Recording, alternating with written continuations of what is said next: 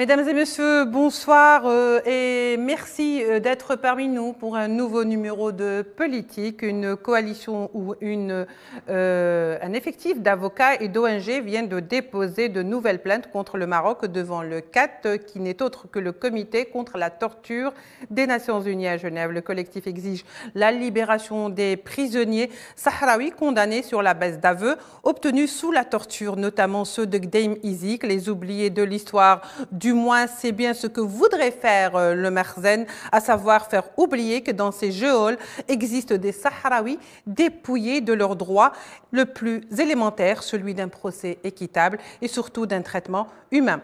Retour sur une pratique millénaire qui s'érige en norme dans un pays qui offre le faste en façade et l'ignominie dans les coulisses de la politique, une politique bâtie sur l'hypocrisie du discours et de l'acte. Le débat est lancé.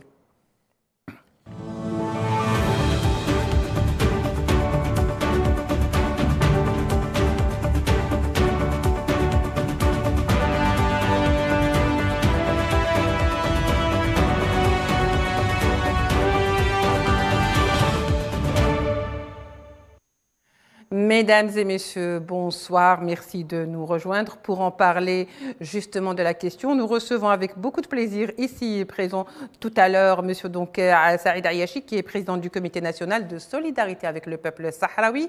Nous avons également par Skype madame Claude Mangin Asfari, militante pour la cause sahraoui, mais également épouse du détenu Naama Asfari dans les prisons marocaines depuis 2010 dans l'affaire de Gdeim Izik. Nous avons par Skype également et depuis Paris, Madame Ingrid Metton, qui est avocate. Maître Metton, bonsoir.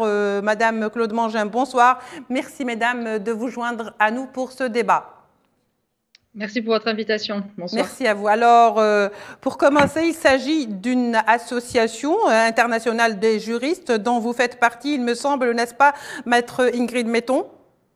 Alors, il s'agit plus précisément d'une coalition d'avocats, de juristes et d'ONG qui sont et françaises, et sahraouis, et internationales. Donc, c'était une véritable coalition de personnes et de juristes qui se sont alliés pour réussir à faire enfin émerger la vérité sur les conditions d'arrestation et de détention de ces prisonniers politiques dits du groupe de Gdeim Izik.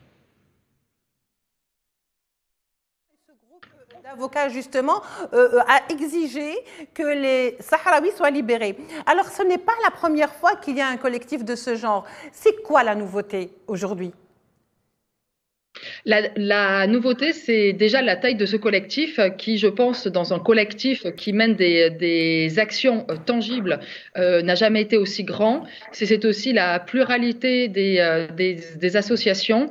Et puis, c'est surtout que c'est le nombre de plaintes que nous avons réussi à déposer, puisque 4 plaintes ont été déposées au mois de juin et dans ce mois de novembre, pour les 12 ans, le triste anniversaire donc des 12 ans du démantèlement du camp, nous allons déposer 6 nouvelles plaintes. Ce qui veut dire qu'à la fin du mois, le Comité contre la torture des Nations Unies devra enquêter sur 10 cas. 10 cas de prisonniers politiques et de défenseurs des droits de l'homme. Alors Ingrid, je termine avec cette petite question avant de passer justement à Claude Mangin pour qu'elle nous dise un peu plus ou nous donne un peu plus de détails sur la question. Alors, qu'est-ce que ces plaintes vont amener de nouveau pour les prisonniers sahraouis, en l'occurrence ceux de Gdeim Izik qui croupissent encore dans les geôles marocaines? La première chose qu'amènent des plaintes, c'est un retour à l'humanité et un retour à la dignité. Parce que ce que la torture, parce que je rappelle que ce sont des plaintes pour des allégations de torture commises sur ces prisonniers. La torture est un des crimes les plus graves au monde parce que son but est de déshumaniser les gens. Lorsqu'on torture un être humain, on torture l'humanité tout entière. Donc la première chose, c'est déjà ramener ces personnes que l'État marocain tente de faire sortir de l'humanité, dans l'humanité, et de leur redonner de la dignité. Ce que nous souhaitons aussi, c'est que le Maroc libère sans délai les prisonniers parce qu'ils ont été condamnés sur uniquement la base d'aveux obtenus sous la torture. Oui. Donc, voilà, donc le Maroc nie évidemment avoir torturé les personnes que l'on accompagne. Si le Comité contre la torture condamne à nouveau, parce que ce ne sera pas la première condamnation du Maroc, condamne à nouveau le Maroc, on se dit que peut-être l'État marocain reviendra à la raison et reconnaîtra que ces condamnations sont illégales et que les détentions sont arbitraires et libérera sans délai les prisonniers. Oui, mais il faudrait une pression quand même. Il faudrait que le comité et le collectif exercent une pression parce que depuis 2017, il y a eu quand même l'appel en cassation, ça n'a pas marché puisque c'est là où les plus lourdes peines ont été donc prononcées à l'égard de ces prisonniers. Alors qu'est-ce qui dit qu'aujourd'hui ou qu'est-ce qui donne la garantie qu'aujourd'hui peut-être que le cas de ces prisonniers sera, si vous voulez, revisité entre guillemets? J'aime à croire, je crois profondément en la justice, sinon je ne serais pas avocate, et j'aime à croire que si demain il y a 10 nouvelles condamnations, peut-être que l'État marocain comprendra qu'il doit arrêter de mentir. Oui. Et qu'il doit revenir à la raison. Cette pression, pour moi, est une pression du nombre. Ce n'est pas un cas, 2 cas, 3 cas, ce sont 10 cas qui s'ajoutent aux 3 condamnations existantes pour les prisonniers de Gnamizik et aux très très nombreuses condamnations du Maroc pour d'autres prisonniers, évidemment. Oui. Très bien. Alors, je veux passer à Madame Claude Mangin Asfari. Je rappelle à nos téléspectateurs, Madame Claude Mangin, que vous êtes l'épouse de Nerma Asfari. Nerma Asfari, qui est très célèbre d'être, parce qu'il a été arrêté justement dans l'affaire de Gnamizik et il est toujours en prison. Alors, j'aimerais parler à l'épouse et non pas à la militante, en sachant pertinemment que pour vous, c'est un petit peu indissociable. Alors, dites-nous aujourd'hui, comment se trouve et dans quelle situation se trouve aujourd'hui votre époux dans la détention et bien sûr avec lui d'autres noms et d'autres Sahraouis qui sont détenus. Eh bien justement, Nama a pu me téléphoner aujourd'hui, donc nous avons pu échanger sur ce dépôt de plainte que nous avons annoncé hier, le jour anniversaire du démantèlement de Gnamizik et le lendemain de son arrestation, puisque comme vous le savez, Nama a été arrêté la veille du démantèlement et des événements qui ont eu lieu pour lesquels il a été condamné alors qu'il n'était pas présent puisqu'il était déjà dans les mains de ses tortionnaires. Et justement, il m'a dit qu'il avait vécu cet anniversaire de la nuit du 7 au 8 physiquement, puisqu'il a subitement eu mal dans le dos, un point dans le dos, qui lui a fait se souvenir de la torture qu'il avait subie dans la nuit du 7 au 8 novembre 2010. Et c'est comme ça qu'il m'a dit qu'effectivement, le corps a une mémoire. Et il m'a dit aussi cette phrase, « Le corps de l'être humain est sacré, absolu. Personne ne peut y toucher. » Et il dit, ça me fait penser aussi au viol des femmes, aux enfants battus. Et chaque fois qu'on touche le corps de quelqu'un, comme l'a dit Maître Metton, on nie la dignité humaine des personnes. Et il dit que s'il n'était pas passé par cette souffrance, il n'aurait pas compris ce que vivent bien d'autres victimes de violences de par le monde. Oui. Alors, si je comprends bien, vous êtes en train de nous dire, Madame Claude Mangin, que vous êtes encore en contact avec votre mari. Alors, est-ce que le seul contact qu'il vous reste, c'est par téléphone? C'est ça que je comprends? Oui, c'est ça. Et puisque je suis interdite de séjour au Maroc depuis octobre 2016, que j'ai été expulsée 5 fois, j'ai eu le droit d'y retourner une fois en janvier 2019, c'est-à-dire il y a 3 ans, c'est-à-dire une visite en 6 ans, grâce à la grève de la faim que j'ai tenue à la mairie d'Ivry en avril 2018 et qui a permis que je puisse retourner au Maroc. Cependant, Nama a tenu à préciser, parce que comme vous le savez, toutes les conversations téléphoniques, il a droit à 2 fois 5 minutes par semaine avec moi, toutes les conversations téléphoniques sont surveillées puisqu'il ne peut pas téléphoner s'il n'y a pas un gardien francophone avec lui. Donc il a tenu à le dire qu'il appréciait de pouvoir continuer à me parler et qu'à l'intérieur de la prison, il y avait des gardiens humains, il y avait des personnes humaines qui les aidaient, ce qui leur permettait de tenir. Très bien. Donc, j'en témoigne ici, bien sûr, puisqu'il me l'a dit. Oui, et c'est vrai que nous n'avons plus le droit de nous voir, mais ni même pas de voir du tout, puisque c'est uniquement des conversations téléphoniques, mais elles ont le mérite d'exister et c'est très important pour nous deux. Alors, c'est un témoignage quand même vivant. Vous venez de nous faire part là d'un témoignage assez vivant. Est-ce que, Madame Mangin, est-ce que les prisonniers sont en contact les uns avec les autres ou est-ce qu'ils sont isolés? Comment se passent, si vous voulez, les conditions de détention? Est-ce qu'il a le droit de vous en parler? Donc, il est à la prison de Kénitra et dans cette prison, ils y sont 7 du groupe de Gdémizik, dans le même quartier, isolés des autres prisonniers de droit commun, et ils ont chacun leur cellule. Ils ont un droit de visite, un droit de sortie dans la cour extrêmement limité, puisqu'ils n'ont droit qu'à une sortie par jour pendant 1 heure dans une petite cour qui n'est pas au soleil.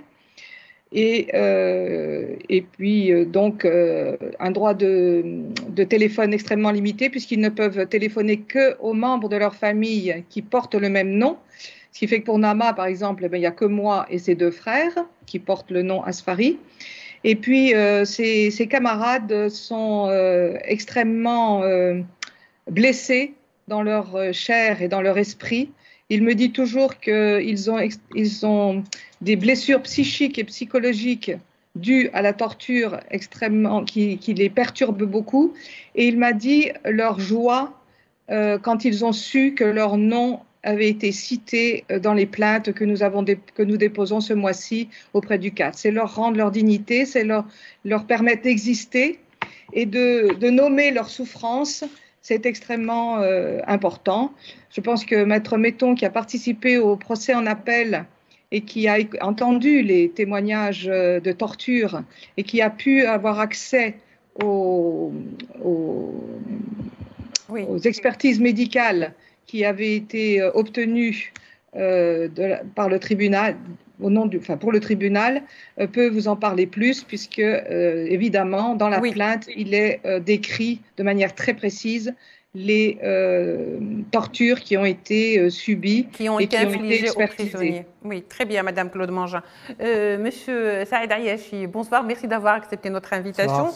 Nous venons donc d'écouter un petit peu le témoignage de Madame Asfari, qui n'a pas vu son époux depuis 2010. Je veux dire, les conditions de détention ne sont pas totalement au beau fixe. On témoigne de cela, Madame Asfari. Nous avons également écouté Madame Ingrid Metton, qui parlait justement de ce collectif qui s'est un petit peu mobilisé pour revoir un petit peu le statut de ces prisonniers, en tous les cas, pour chercher au moins à libérer ces prisonniers. Alors, Monsieur Saïd Ayachi, aujourd'hui, devant tout ce tumulte, une commémoration quand même assez douloureuse, parce que ça laisse quand même un arrière-goût d'amertume, étant donné qu'il y a encore des prisonniers de l'affaire Gdémizik en prison, et dans quelles conditions? Oui, permettez-moi tout d'abord de saluer mon ami Claude Mangin Asfari et lui dire toute l'amitié que j'ai pour elle. Et évidemment, elle sait très bien que le mouvement de solidarité l'accompagne, entre autres le mouvement algérien de solidarité. Je voudrais aussi saluer Maître Metton, avocate qui, par son courage, comme tous ses collègues de la profession, ont fait preuve d'être plus que des avocats, ce sont des militants de la dignité, de la liberté et de l'indépendance. Pour répondre à votre question, en fait, on commémore Gdémizik d'abord pour dire à ceux qui sont dans les prisons marocaines, et quelles prisons marocaines, madame? S'il faut en donner quelques références, la liste est très longue. Tazmamalt, on sait ce qui se passait à Tazmamalt, des choses qui... c'est l'enfer sur terre, en fait. Non seulement Tazmamalt, mais aussi les autres prisons marocaines. Et donc, nos frères sahraouis qui séjournent maintenant depuis 12 longues années, et qui sont condamnés pour certains à perpétuité. La peine la plus légère, si on peut dire, si le terme est applicable et correct, c'est 30 ans. C'est 30 ans. Et donc, c'est aussi des prisonniers qui sont quotidiennement exposés à l'intimidation, au mépris, bien sûr à des brimades, qu'on ne sait pas de véritables tortures, quand l'un d'entre eux essaye de montrer une certaine facette de sa personnalité. Nama Asfari, on sait quelque chose, il a témoigné.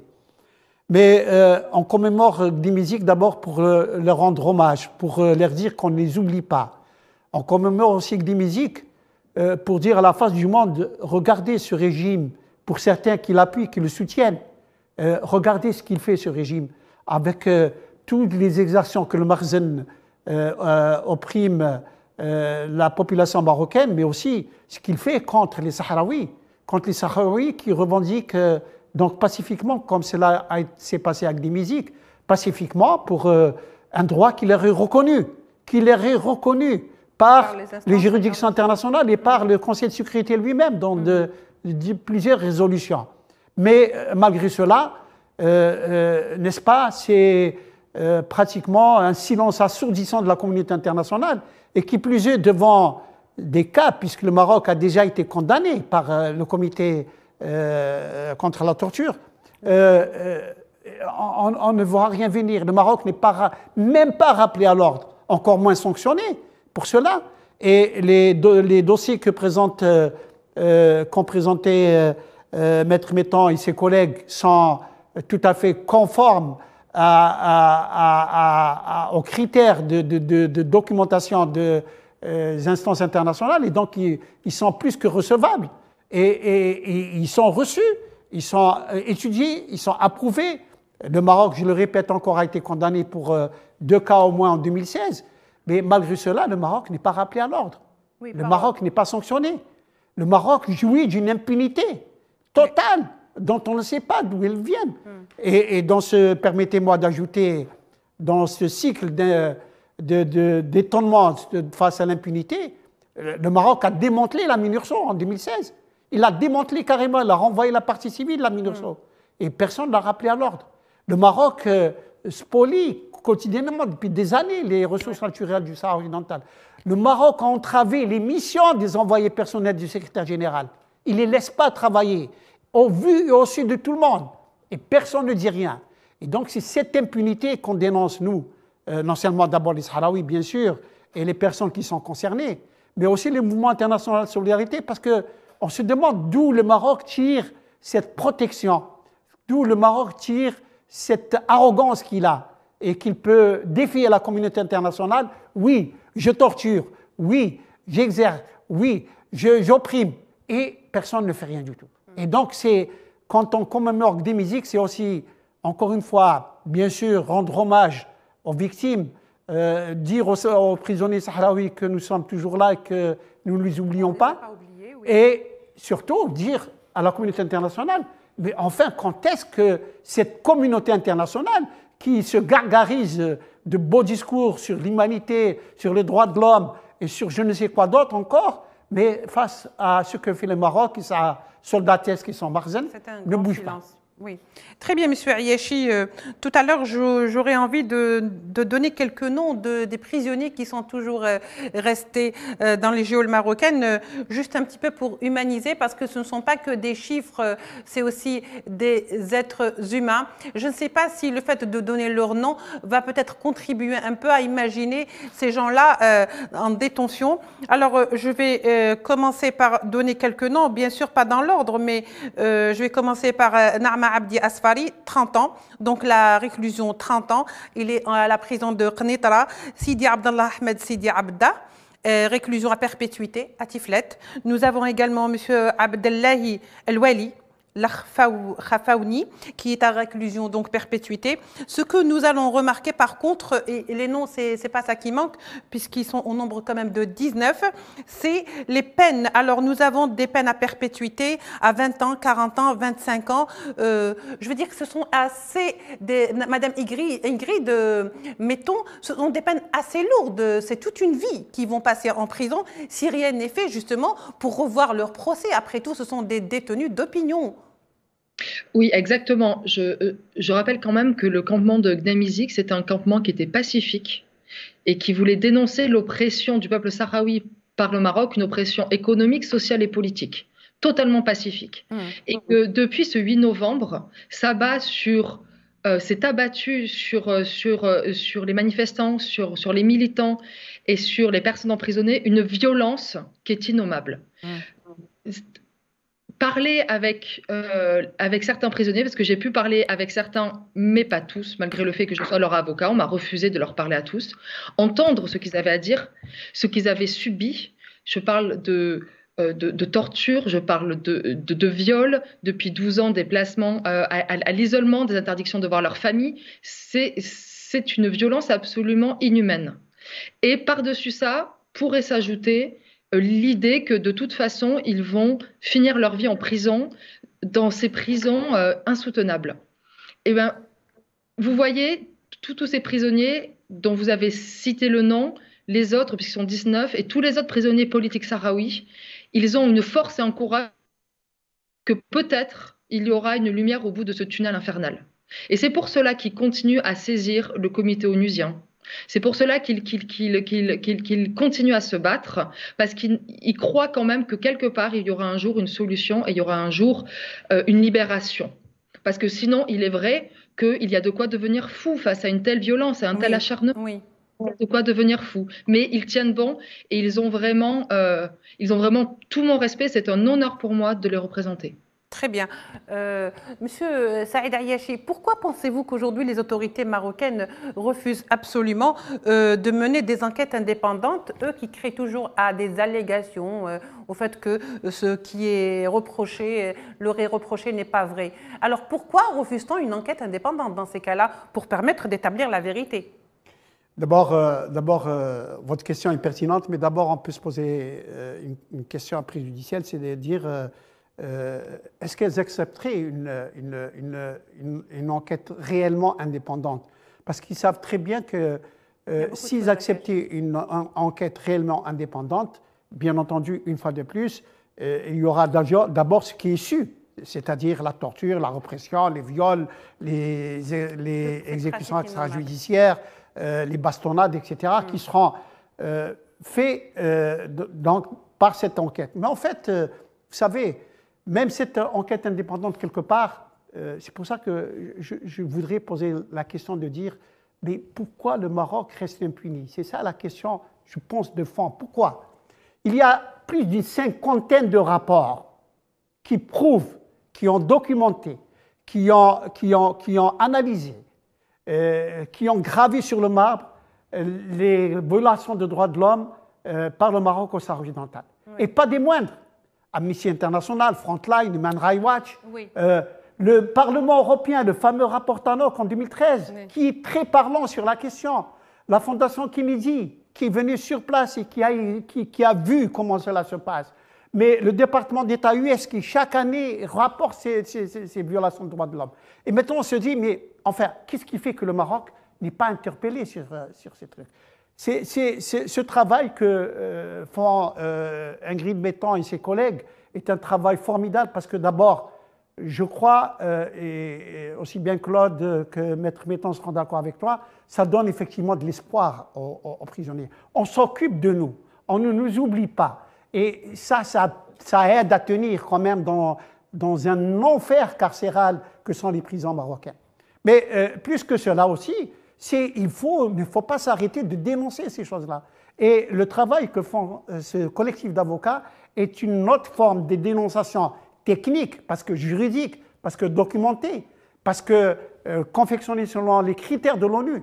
Nous vous disons que le Maroc opprime, nous disons que le Maroc torture, nous disons que ces prisonniers, d'ailleurs ce qui nourrit leur espoir, c'est que leurs condamnations sont sans preuve. Oui, absolument. Les seuls aveux qu'ils ont eus, c'est sous la torture, et le droit international ne reconnaît pas des aveux extorqués sous la torture. Et par conséquent, il y a, à l'espoir de savoir qu'il y a des gens qui s'occupent d'eux, qui ne les oublient pas, il y a aussi l'espoir qu'un jour, la vérité finira par ressurgir.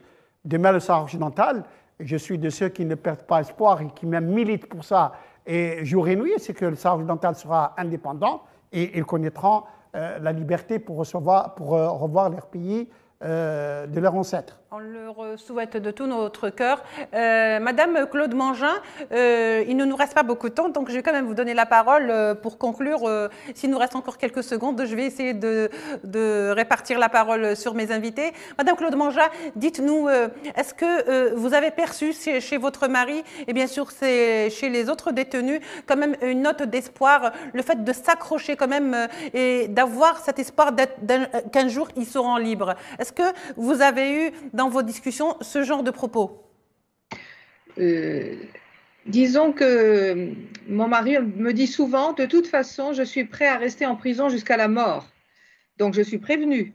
Mais nous faisons tout ce qu'il faut pour qu'il soit libéré, bien entendu, et nous y croyons dur comme fer, parce que un beau jour, vu la conjoncture internationale, il faudra bien que le Maroc applique les décisions de l'ONU. Nous avons vu depuis l'invasion de l'Ukraine par la Russie, nous avons vu que la communauté internationale était capable de sanctionner un pays, de ne pas reconnaître le fait accompli. Alors nous attendons que cette même communauté internationale fasse la même chose pour le Sahara occidental et pour les Sahraouis, et ils le feront, j'en suis persuadée. Merci beaucoup, Madame Claude Mangin. Je rappelle que vous êtes militante pour les droits des Sahraouis, mais également l'épouse de Nerma Asfari, détenue dans les geôles marocaines depuis l'affaire de Gdeim Izik. Merci beaucoup, Madame Ingrid Metton, ou Maître Ingrid Metton, qui est avocate de ces militants ou de ces Sahraouis qui sont en geôle. Merci. En plus, c'est votre première intervention sur notre chaîne. J'espère qu'elle ne sera pas la dernière. Merci également à vous, Monsieur Saïd Ayachi, pour avoir accepté notre invitation et enrichi le débat. Mesdames et messieurs, merci de nous avoir suivis. On se retrouve demain pour un autre numéro et un autre sujet. Au revoir.